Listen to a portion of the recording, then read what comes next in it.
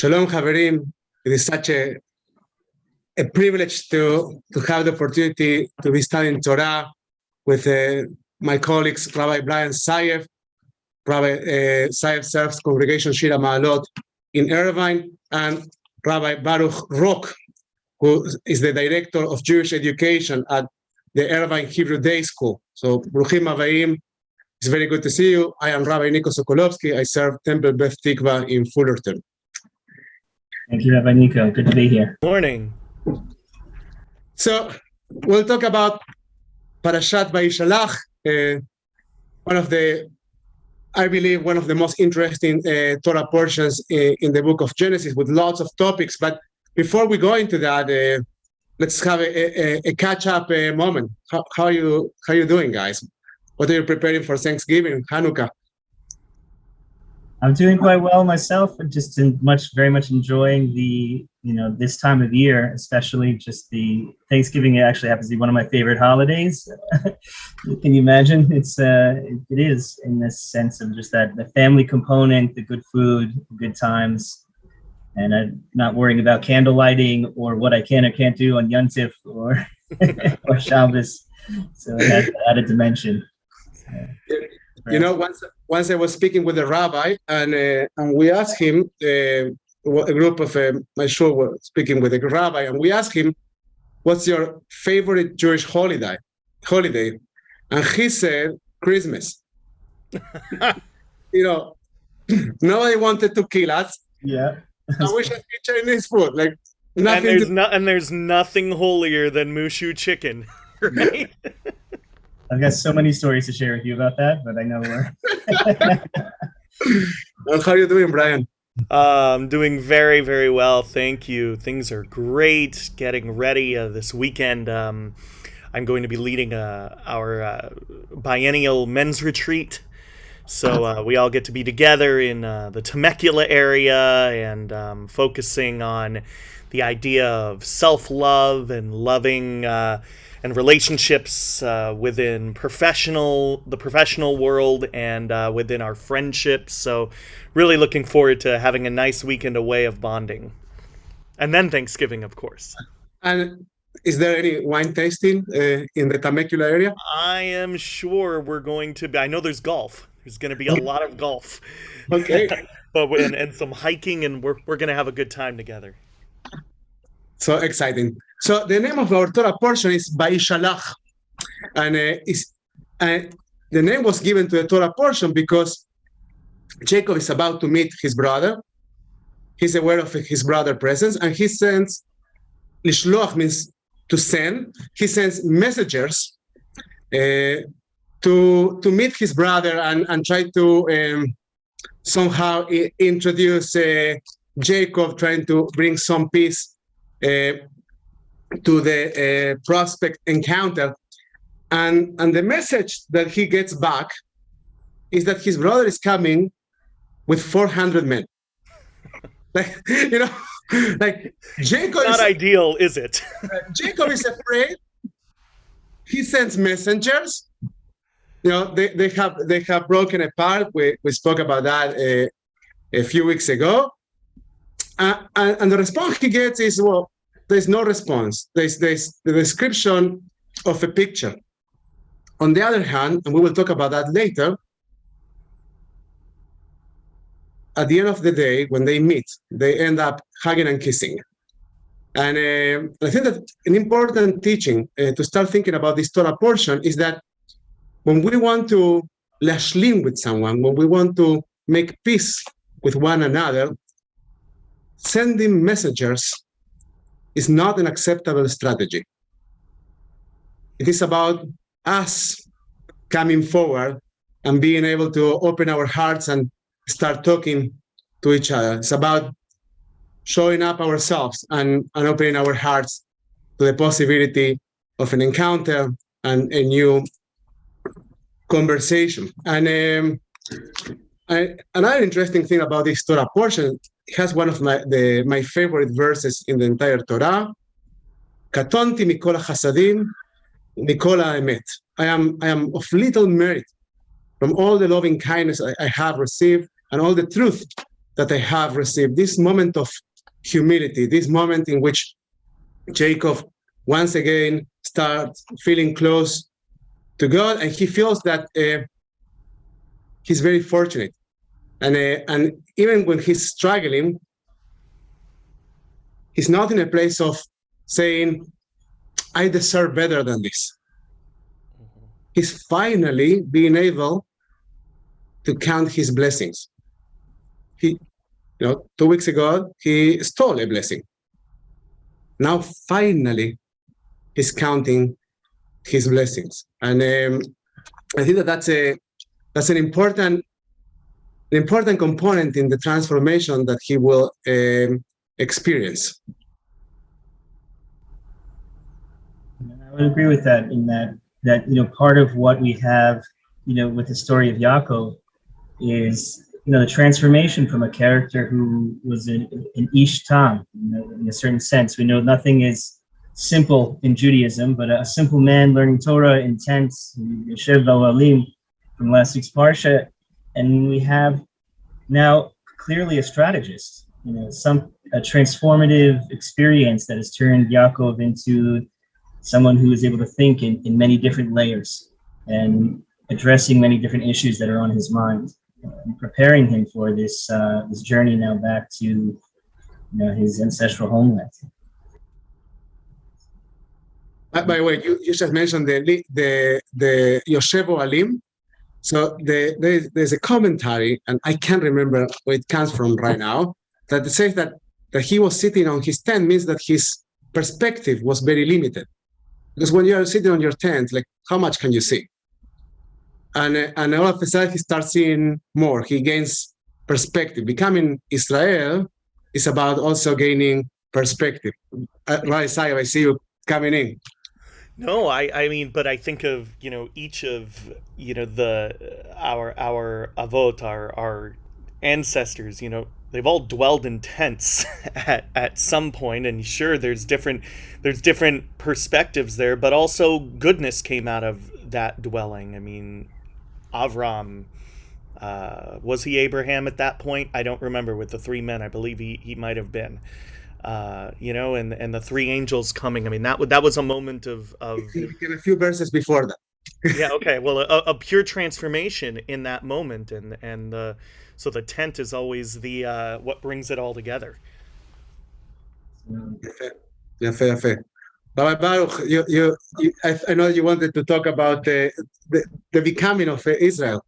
Right, and so just speaking to that element of transformation, again, when we first met Yaakov, he's very much impressionable. He's made to engage in activities that he himself may not be entirely comfortable with doing. And he comes back now, and we start off with our Parsha, and he is entering into this space, and as he transfers and moves into his new, back to his homeland, he has this encounter with this mysterious figure in the night, which there are different commentaries identifying who this person was, but he emerges both in a victorious sense, receiving a blessing, receiving a new name, to no longer being called Yaakov per se, but Israel, one who struggles or encounters God, but he does emerge also with a bit of hurt, with a bit of damage, with his Gina Nashe, so to speak, where we have our the prohibition not to eat that part of the animal. Where one of those things that speaks to me, though, is that to just simply leave it as to struggle with God is a limited perspective. What Israel means is to really struggle with God and to live, meaning to become empowered, strengthened, to give space for the struggle within ourselves and with all the complexities we have with our communities, but to be emboldened and empowered to grow from that struggle. And so Israel, to struggle with God, but it's to struggle with God and live and become more of who we can be. And that just continues, I think, throughout the rest of the Parsha and the Parsha ahead. And in a way also, it's not singular in that way. Yisrael, we are B'nai Yisrael. And so every single one of us have our own struggles daily. most of which, we don't know past the what do you call it, the epidermis. We don't know past the first layer. And each of us have a struggle, but to continue to grow and to continue to live. That's a really wonderful midrash on that on that word and that name, because I think we're all certainly representative of it. Yeah, an interesting thing about that moment in which Jacob and this figure, and I'm glad you call it figure and not angel, because I think that the text is very, very clear about its willingness not to define what or who that figure is. And of course, the Midrash and the rabbis, they bring ideas, but one of the ideas that I find particularly interesting is that when you are reading the text, you go from Vayomer, Vayomer, Vayomer, Vayomer, right? Like, and he said, and he said, and he said, and he said. Like, who say what? At some point, it gets so blurry. Yeah. And I think that the text intentionally is trying to create that blurriness. It's like two creatures, two men or two creatures fighting with each other and going in circles. But you could also say that the idea that you don't know who is Jacob wrestling with could be because he might be wrestling with himself. He might be seeing a reflection of himself. He might be becoming at that specific moment. That's a liminal moment. It's a moment of transition and transformation for Jacob. And it's described as Jacob struggling and wrestling with something that is coming from the outside. That was happening is happening inside. And from there, he will be ready to move forward into the next stage of his life.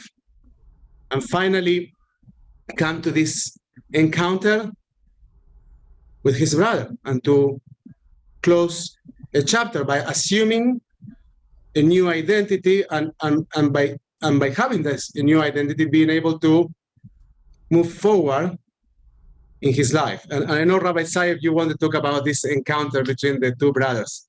Yes, speaking of struggles, I mean, this is really what you call perhaps the most awkward of situations. You steal your brother's birthright, and don't forget, Jacob and Esau are, they're described initially as being completely different from one another, the yin to the yang. And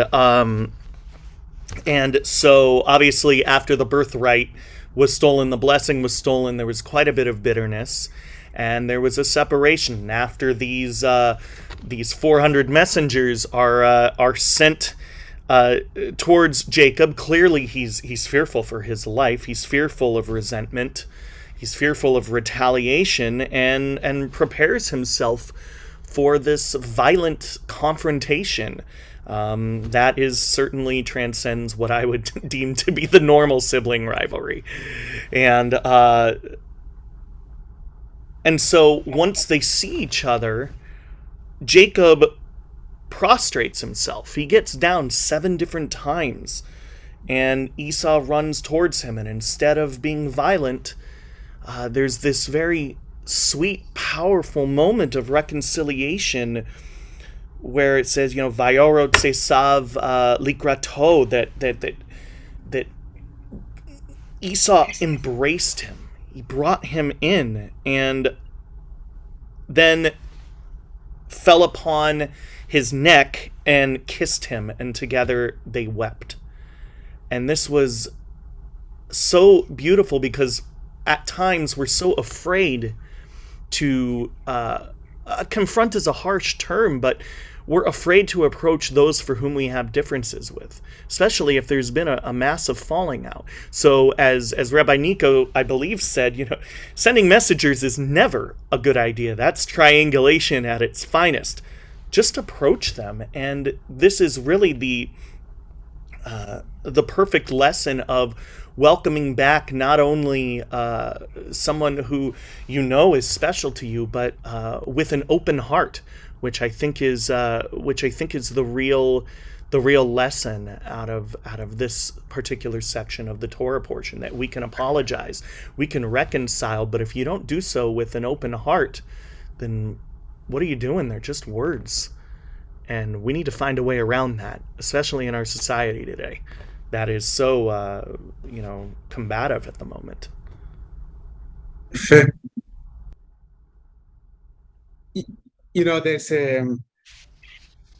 There's an interpretation that I struggle with, is that actually Esau was trying to bite Jacob's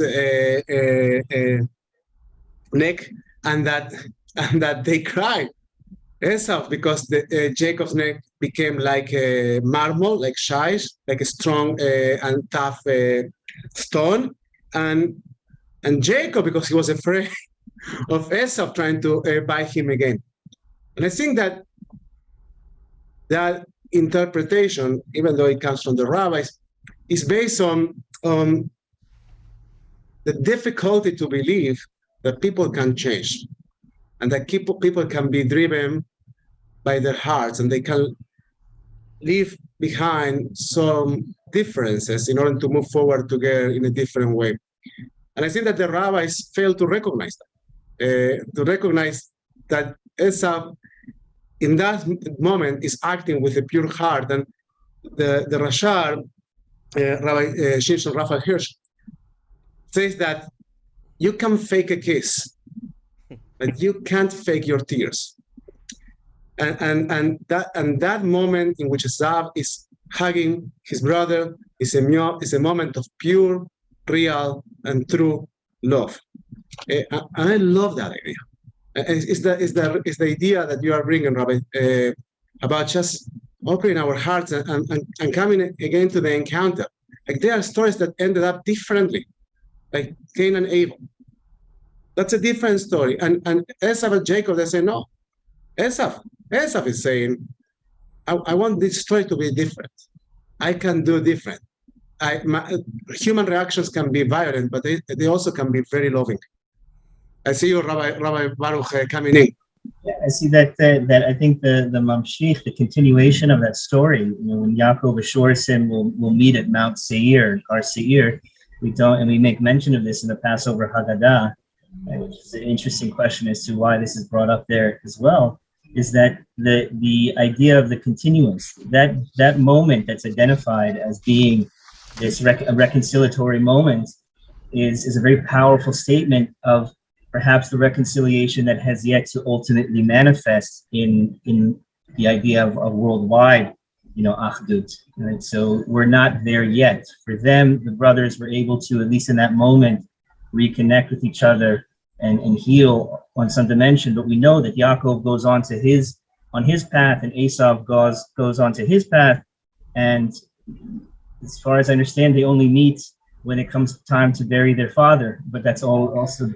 So there's a piece of here that I think for us, as Chazal, as the sages, the rabbis teach, is that that the conflict between Esau and Yaakov is still within our experiences, and please God, though, soon there'll be reconciliation the world wide over for our ability to find that healing that so needs to be found.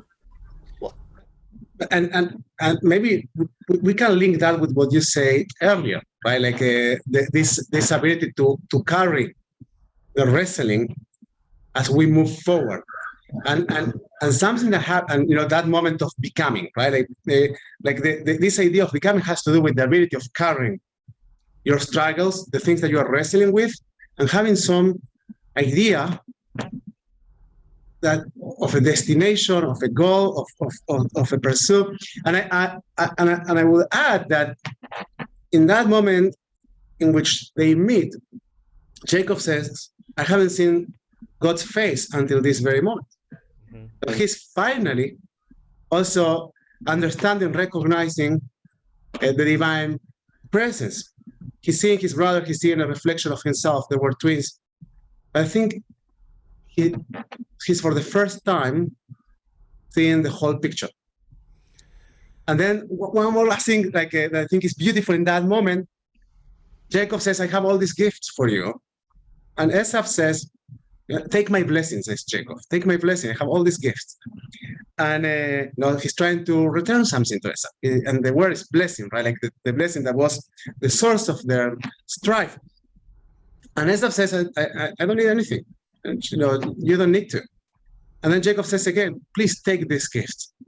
And Esau accepts the gift. And I think there's another layer to this, and it's the ability to not only to share our blessings, but to receive each other's blessings. In that moment in which Jacob really needs to give him something, and Esau says, "Well, I don't need anything," he might realizes that actually Jacob is the one who needs to give something, and he accepts that. And I think it's beautiful as well. Sorry, Rabbi. No, absolutely. And bringing it into a modern day perspective and conversation, it's not always easy. Reconciliation and approaching somebody and forgiveness in general is not always easy. It's most certainly situational, and we do wrestle, but in the idea of forgiveness, there's a quote by an author that I really admire, Isabel Lopez, and she says, forgiving was not about only accepting words and deeds. I was giving the reins of control. The reins of control were overwhelming to me. And forgiving was about letting go of that control and moving on with my life, which finally set me free. And that goes a little bit against the idea of still continuing to wrestle, because I don't think it's that easy, but there has to be a way, rather than harboring resentment. There has to be a way to take those minor steps forward, and perhaps giving the gift of giving and receiving was the way to show that minor step forward. And that's the way towards better relationships. How often does each of us go through that type of situation, either for a microaggression or something even larger? I mean, it's really a challenging thing to do. That's so beautiful, because what I understand from what you are saying is that actually resentment and holding grudges is not wrestling. It's just holding grudges. It's like finding a solution to what's challenging you, what's painful to you, and giving an address to that, and just holding a grudge. Wrestling with this is actually engaging and trying to find a deeper layer, a deeper way to approach our struggles. So when we're holding the grudge, what are we holding? Literally, only the grudge. And that's no good. That doesn't help anybody. I see you, Rabbi Baruch, chiming in. That part of mental health is first and foremost, I think, making space for the feelings that we feel. And once we acknowledge those feelings, as opposed to denying them won't allow us to actually move through them. And through the ability to acknowledge and to make space for ourselves, then I think really that healing can really truthfully happen with another. Because if I'm not going to allow myself to feel, this is how I'm feeling, I want to understand why I'm feeling this way, even if it means uncovering something that I didn't understand, or even if it means uncovering something that's not, doesn't shine on myself in a positive way, then I'm able to really engage in an authentic healing with someone else. But and the other person also has to acknowledge too. It's not just simply a one-sided encounter, but and maybe that's what this whole Parsha is about, right? The multiple sides of these different encounters that we have throughout the entire Parsha. Authenticity is the key word there. Perfect. Rabbis, we need to conclude our gathering, but I just next week is Thanksgiving, right? So Is there anything you are grateful for and you want to share? I would say right off the bat that I'm grateful to have this opportunity to learn and explore. I already, through our conversation, have a couple of different ideas that I'd like to explore when I return back to the Parsha. But to be more global or bigger picture, I'm absolutely grateful that this year we're coming back together. People are being able to welcome loved ones into their homes and back into synagogue. And it's just, we're clearly not out of the wood, so to speak. People are still wrestling and grieving over all the hardship that's come upon us in this past year and a half. But please God, we're on that path towards healing and moving out of the pandemic. So I'm grateful for that ability to at least have, Lo Dayenu. It's not enough, but we have to be grateful for what it is, and that's what I'm grateful for. I'm grateful for my community. I'm grateful for my family. I'm grateful for the people that lift me up in the challenging times and celebrate with me throughout the triumphs and achievements. And I'm very grateful to be that person for many other people. I'm also grateful for my colleagues. I mean, this has been such a pleasure today, but to have such a wonderful wonderful group of rabbis and clergy here in Orange County. I mean, very, very grateful to hear the different perspectives and to learn from each of them. And as a growing rabbi, I'm always grateful to hear the experiences. So that's something I certainly don't take for granted. I've been listening to your words of gratitude, and there are so many things I am grateful for, and in the context of this conversation, I'm so grateful for Hebruta, for having the possibility of studying with colleagues, and from extending the tent of my own perspective, by hearing the ideas and the study and the Torah that comes from our colleagues, and I think that this cycle, Sipurei Reshit, the stories from the beginning, has given to many of us the opportunity to talk to each other, for the sake of Torah, for the sake of bringing Torah to the community, but also to be so enriched by each other's words. So I'm grateful for this opportunity, and also for our community, for the tent of Jews in Orange County, in the diversity of our communities, in the diversity of our organizations, in the diversity of our people and supporters. So I'm grateful, and I hope that we keep growing and coming together as the pandemic allows, but also as we decide that we want to keep building our community. Toda Rava. And Yehuda, who gave the name to the Jewish people, is related to and is linked to the shoresh of Odaya, gratitude. So our very essence as Jews is about being able to experience, recognize, and express our gratitude. Yalla, good Shabbos, everyone. Toda Rabba. Shabbat Shalom. Shabbat Shalom. Shalom.